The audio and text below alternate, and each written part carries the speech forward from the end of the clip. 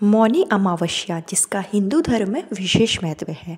हर महीने में पड़ने वाली जो अमावस्या होती है वो एक बहुत ही ऐसा दिन माना जाता है कि जिस दिन अगर आप कोई भी उपाय करते हैं, पूजा पाठ करते हैं, दान पुण्य करते हैं तो उसका आपको 100% फल मिलता है। ऐसे में जो मौनी अमावस्या होती है वो सर्वाधिक महत्वपूर्ण अमावस्या मानी जाती है। मौनी अमावस्या जो कि मकर संक्रांति के बाद में आती है, इससे अमावस्या का महत्व और भी ज़्यादा होता है। इस बार की जो अमावस्या है वो सर्वाधिक महत्वपूर्ण मानी गई है क्योंकि 144 वर्षों के बाद ये अमावस्या आई है। महाकुंभ के बीच में पड़ने के कारण इस अमावस्या की महत्ता और भी ज़्यादा है। ऐसे में आपकी जो भी आपकी मनोकामना है, आप अगर पितृदोष से पीड़ित हैं, अगर आपके पितर आपसे नाराज़ हैं, आपके वंश की वृद्धि नहीं हो पा रही है, संतान प्राप्ति में काफ़ी परेशानी आ रही है, तो आप मौनी अमावस्या के दिन उपाय ज़रूर करें, पूजा पाठ ज़रूर करें, दान पुण्य ज़रूर करें। मौनी अमावस्या जो कि इस बार 29 जनवरी को है, 29 जनवरी बुधवार के दिन मौनी अमावस्या है। मौनी अमावस्या की शुरुआत होगी 28 तारीख को शाम के समय 7:05 पर हो जाएगी और इस तिथि का जो समापन है वो 29 तारीख को शाम के समय 6:05 पर होगा। उदय तिथि के अनुसार अमावस्या तिथि की जो पूजा पाठ किए जाते हैं, जो दान पुण्य किया जाता है वो 29 जनवरी को ही आपको करना है।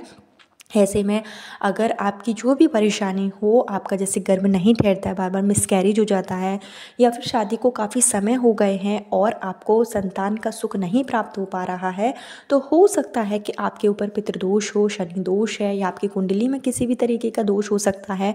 कुंडली का जो पंचम भाग होता है, जब उसमें क्रूर ग्रह विराजित हो जाते हैं तो संतान प्राप्ति में बाधा आना स्वाभाविक बात है। ऐसे में ये जो विशेष तिथियाँ होती हैं, अमावस्या हो गई, पूर्णिमा हो गई, एकादशी हो गई, इस पर अगर आप उपाय करते हैं तो आपकी जो भी परेशानी होती है वो निश्चित रूप से दूर हो जाती है। आपको धर्म तो करना ही चाहिए, साथ ही साथ आप अपना कर्म भी करें। अगर आप अपने डॉक्टर को दिखा रहे हैं तो डॉक्टर से आप चेकअप तो चालू रखें, साथ ही साथ आप कुछ धर्म भी अगर कर लेते हैं, ज्योतिष शास्त्र में बताए गए उपाय कर लेते हैं, तो आपकी मनोकामना बहुत जल्दी पूरी हो जाती है। क्योंकि कई बार ऐसा होता है कि हम बहुत दवाई करवा चुके होते हैं, सारा सब कुछ इलाज करवा चुके होते हैं, उसके बावजूद भी संतान प्राप्ति में बाधाएं आ रही होती हैं, पुत्र प्राप्ति के योग नहीं बन पा रहे होते हैं। तो ऐसे में ज्योतिष शास्त्र में बताए गए जो उपाय होते हैं वो हमें अमावस्या तिथि पर, पूर्णिमा तिथि पर या एकादशी तिथि पर जरूर करना चाहिए। और आपके पास बहुत अच्छा मौका है क्योंकि इस बार की जो मौनी अमावस्या है वो 144 वर्षों के बाद आई है। बहुत ही अच्छा दिन है निसंतान दंपतियों के लिए। तो अमावस्या तिथि के दिन किए गए दान पुण्य पूजा पाठ का 100% आपको फल मिलेगा। तो आप उपाय ज़रूर करें, जो मैं आपको इस वीडियो में बताऊंगी उसी तरीके से आप उपाय करें। साधारण सरल से उपाय हैं, अगर आप इसको पूरे विधि विधान श्रद्धा भाव से करते हैं तो आपकी मनोकामना निश्चित रूप से पूरी होगी, आपको मातृत्व का सुख जरूर प्राप्त होगा। हेलो दोस्तों, मेरा नाम है श्वेता तिवारी और आपका मेरे चैनल धर्म ज्ञान इंडिया में स्वागत है। अगर आपको वीडियो पसंद आए तो वीडियो को लाइक जरूर करें, साथ ही साथ कमेंट बॉक्स में ओम नमः शिवाय हर हर महादेव जरूर लिखें। अमावस्या तिथि है, भोलेनाथ की कृपा आप पर और आपके पूरे परिवार पर हमेशा के लिए बनी रहेगी। साथ ही साथ इस वीडियो को ज़्यादा से ज़्यादा शेयर करें, जिससे कि जो भी निसंतान दंपत्ति है उनकी जो परेशानी है वो दूर हो सके। मौनी अमावस्या हम के दिन आप जितना मौन रह सकें, मौन रहकर जितना आप कार्य कर सके उतना आप मौन रहिए। मौन रहने से आपके मन को शांति मिलेगी और मौन रहने से आपके ऊपर ईश्वर की कृपा भी होगी। जैसे आप पूरे दिन मौन नहीं रह पा रहे हैं तो जब तक आप स्नान करते हैं, स्नान करते समय भी आप मौन जरूर रहें, पूजा पाठ आप कर लें, उसके बाद आप मौन व्रत तोड़ सकते हैं। नहीं तो आप सिर्फ उपाय कर लीजिए। और एक मौनी अमावस्या के दिन हो सके तो आप पवित्र नदियों में स्नान करें। महाकुंभ चल रहा है, अगर आप प्रयागराज में स्नान करने के लिए जा पाएँ तो वहाँ स्नान जरूर करें, क्योंकि इस दिन गंगा का जो जल है वो अमृतमय हो जाता है, ऐसा हमारे शास्त्रों में बताया गया है। तो आप पवित्र नदियों में जाकर, आपके घर के आसपास जो भी पवित्र नदी हो वहाँ जा पाएँ तो वहाँ स्नान करें। नहीं जा सकते हैं तो आप अपने घर पर ही रहकर अगर स्नान कर रहे हैं तो स्नान के पानी में थोड़ी सी आप तिल मिला लें और गंगा जल डालकर स्नान करें। ऐसा करने से भी आपके जो आपके पाप होते हैं, जो भी आपने भूल चूक कोई भी गलत कार्य किया होता है तो वो दूर हो जाता है। तो इसके साथ जब आप स्नान कर लें, साफ़ सुथरे वस्त्र धारण कर लें, उसके बाद में सबसे पहला कार्य है आपको सूर्य भगवान को अर्घ्य जरूर देना है। माघ का महीना चल रहा है और माघ के महीने में सूर्य भगवान की उपासना करना बहुत ही महत्वपूर्ण माना जाता है। महाकुंभ का पावन पर्व चल रहा है जो कि पूरे 12 वर्षों के बाद आया है। तो इन सब बातों का ध्यान रखते हुए आपको सूर्य भगवान को अर्घ्य जरूर देना है। सूर्य भगवान को जब आप अर्घ्य दें तो एक लोटे में आप तांबे का ही लोटा प्रयोग करें। तांबे के लोटे में आप स्वच्छ जल भर लें, उसमें काली तिल डालकर, लाल कलर का फूल डालकर, थोड़ा सा गुड़ डालकर सूर्य भगवान को अर्घ्य दें। सूर्य भगवान को अर्घ्य देते समय ओम सूर्याय नमः या सूर्य भगवान के किसी भी मंत्र का आप जाप कर सकते हैं। सूर्य भगवान को जब आप अर्घ्य दें तो अर्घ्य देने के बाद में अपने स्थान पर ही खड़े रहकर 7 बार परिक्रमा करें और सूर्य भगवान से संतान प्राप्ति, पुत्र प्राप्ति के लिए आप प्रार्थना कर सकते हैं। जब आपकी कुंडली में सूर्य ग्रह मजबूत होगा तो बाकी जो ग्रह होते हैं वो भी मजबूत हो जाते हैं और वंश वृद्धि के लिए सूर्य ग्रह का मजबूत होना सर्वाधिक महत्वपूर्ण माना जाता है। इसके साथ ही जो मौनी अमावस्या होती है इस दिन आप देवगुरु बृहस्पति को भी प्रसन्न कर सकते हैं, गुरु भगवान को भी प्रसन्न कर सकते हैं। विष्णु भगवान की पूजा अर्चना जरूर करें। हो सके तो आप मौनी अमावस्या के दिन विष्णु भगवान के मंदिर में जरूर जाएं। अगर आपके घर के आसपास विष्णु भगवान का मंदिर है या विष्णु भगवान के स्वरूप जैसे राम जी का मंदिर है, कृष्ण भगवान का मंदिर है, तो वहाँ पर जाकर आप एक तांबे का दीपक लें। तांबे के दीपक में आपको लंबी बाती का प्रयोग करना है और इसमें अगर आप तिल के तेल डालकर, तिल का तेल नहीं है तो आप घी का भी प्रयोग कर सकते हैं और घी का जब आप प्रयोग कर रहे हैं तो इसमें थोड़ी सी आप तिल डाल लें और यह दीपक अगर आप विष्णु भगवान के मंदिर में जाकर प्रज्वलित करते हैं और विष्णु भगवान का मंत्र ओम नमो भगवते वासुदेवाय नमः मंत्र का जाप करते हैं 11 बार, 21 बार या 108 बार जाप करते समय इस दीपक को आप विष्णु भगवान के मंदिर में रख कर आइए।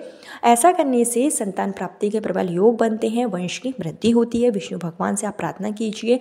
साथ ही साथ इस दिन पीपल के पेड़ में जल जरूर चढ़ाएं, क्योंकि पीपल का जो पेड़ होता है अमावस्या तिथि पर माना जाता है कि हमारे जो पितृ होते हैं वो पीपल के पेड़ में जरूर वास करने आते हैं और अमावस्या तिथि पर जो भी हमारे पितृ होते हैं वो संतान अपनी संतान से, अपने वंशजों से जो है तर्पण के लिए आते हैं। तो ऐसे में आपको तर्पण जरूर करना चाहिए अपने पूर्वजों के लिए। तो आप पीपल के पेड़ में इस दिन 1 लोटा जल में काली तिल डालकर, मीठा डालकर जल जरूर चढ़ाएं। साथ ही साथ पीपल के पेड़ में जब आप जल चढ़ा रहे हैं तो ओम सर्व पितृदेवताभ्यो नमः, ओम सर्व पितृदेवताभ्यो नमः इस मंत्र के जाप से आप पीपल के पेड़ में जल चढ़ाएं, पीपल के पेड़ की परिक्रमा करें। साथ ही साथ सरसों का दीपक, क्योंकि अमावस्या तिथि है तो इस तिथि पर आपको सरसों का एक दीपक पीपल के पेड़ में जरूर जलाना चाहिए। इस उपाय को आप सुबह के समय भी कर सकते हैं और शाम के समय भी कर सकते हैं। पीपल के पेड़ पे आप सुबह के समय भी जा पाएँ तो सुबह के समय चले जाइए, बहुत ही अच्छी बात है। क्योंकि मौनी अमावस्या तिथि पर जो विशेष शुभ मुहूर्त पड़ रहा है वो 9 बजे से 10 बजे के बीच का है। तो जो भी आप उपाय करें, जो भी आप पूजा पाठ करें, अगर 10 बजे से पहले पहले जैसे कर लेते हैं तो काफ़ी अच्छी बात है। पितरों के नाम से अगर आप तर्पण कर रहे हैं, पिंडदान कर रहे हैं तो उसका समय है 11 बजे से लेकर 12:30 बजे के बीच का। क्योंकि जो पितृ के नाम से पूजा की जाती है, जो पितरों के नाम से तर्पण किया जाता है वो आपको दोपहर के समय करना चाहिए। तो इस समय 11 बजे से 12:30 बजे के आसपास अगर आप तर्पण कर रहे हैं, पिंडदान कर रहे हैं तो वो आप इस समय कर लें।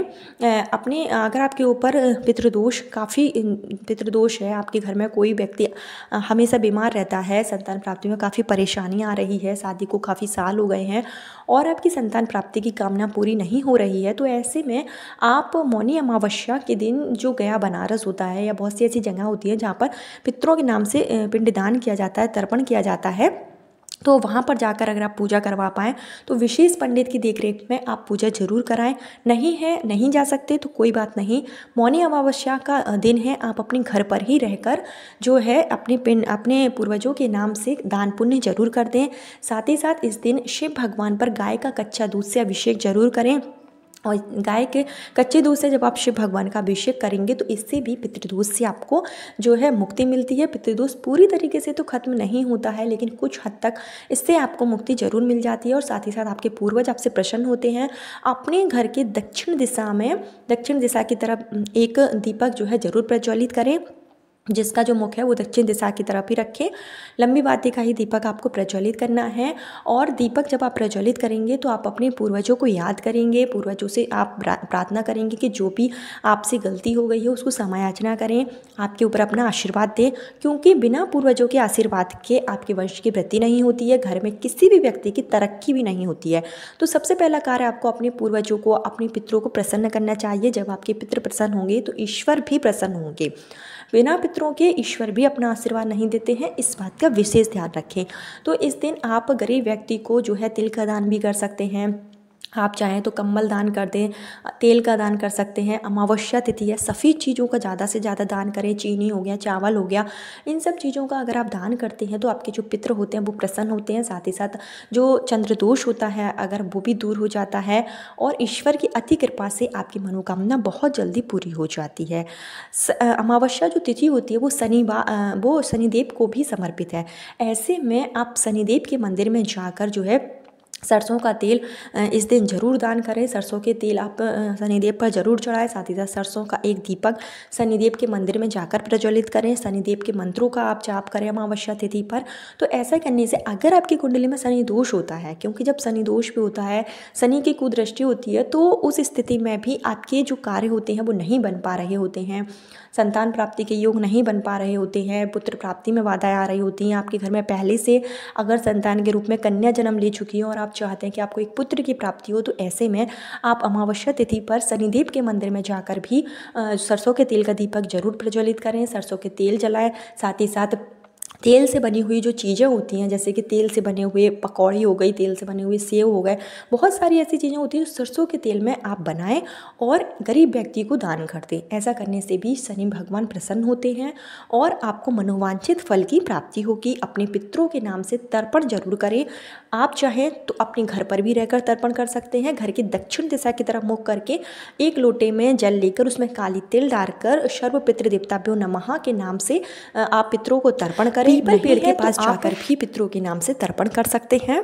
दोनों ही उपाय आप करें तो और भी अच्छी बात है। घर पर भी अगर आप तर्पण कर लें और पीपल के पेड़ में भी जाकर जल चढ़ा लें, गरीब व्यक्तियों को या फिर जो ब्राह्मण हैं उनको अगर आप भोजन करवाते हैं तो इससे भी आपके पितृ प्रसन्न होते हैं और आपको मनोवांछित संतान की प्राप्ति होती है। जो भी आपके जीवन में कष्ट हैं वो भी दूर हो जाते हैं। मौनी अमावस्या यानी कि 29 जनवरी का दिन बहुत ही शुभ दिन है, खास करके निसंतान दंपतियों के लिए जिनके वंश की वृद्धि नहीं हो पा रही है उनके लिए।